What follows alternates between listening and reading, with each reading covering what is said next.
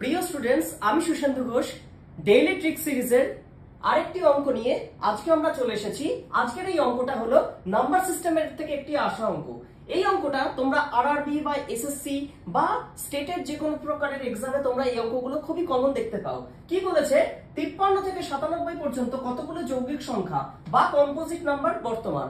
তো এই অঙ্কগুলো করার সময় আমাকে জানতে হবে যে 1 থেকে 50 অবধি কতগুলো প্রাইম নাম্বার বা মৌলিক সংখ্যা আছে। তোমরা জেনে রাখো 1 থেকে 50 অবধি 15টা প্রাইম নাম্বার বা মৌলিক সংখ্যা আছে, আর 51 থেকে 100 অবধি রয়েছে 10টা প্রাইম নাম্বার। আর এই প্রাইম নাম্বার থেকে বাকি যে নম্বরগুলো আলাদা রয়েছে সেইগুলোকে আমরা কম্পোজিট নাম্বার বলি, এক্সেপ্ট 1। একটাকে আমরা কম্পোজিটও ধরি না, প্রাইমও ধরি না। তাহলে দেখো, তোমাকে কোয়েশ্চেন এখানে জিজ্ঞেস করেছে 53 থেকে 97 পর্যন্ত। এখন বিষয় হলো কি, 53 আগে 51, 52 আমার কাছে রয়েছে। এই 51, 52 দুটোই কিন্তু কম্পোজিট নাম্বার, অতএব এগুলো প্রাইম নাম্বারের লিস্টে আসবে না। আবার 97 এর পরে 98, 99, 100 তিনটাই হলো কম্পোজিট নাম্বার।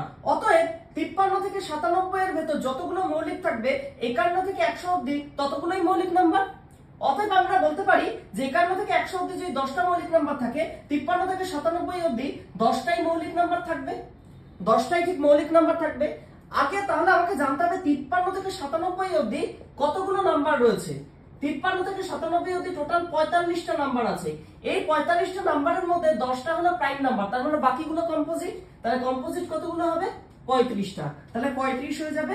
এটা আগের নলেজটাকে কাজে লাগিয়ে তোমাদের জন্য একটা হোম টাস্ক দেওয়া হলো, যেখানে 11 থেকে 55 অবধি কতগুলো কম্পোজিট বা যৌগিক সংখ্যা রয়েছে সেটা তোমাদেরকে বের করতে দেওয়া বলা আছে। তোমরা বলো কোন অপশনটা সঠিক হবে। এরকম আরো ভিডিও পেতে আমাদের চ্যানেলটাকে তোমরা সাবস্ক্রাইব করে দাও, আর ভালো লেগে থাকলে তোমরা শেয়ার করে রাখো ভিডিওটা।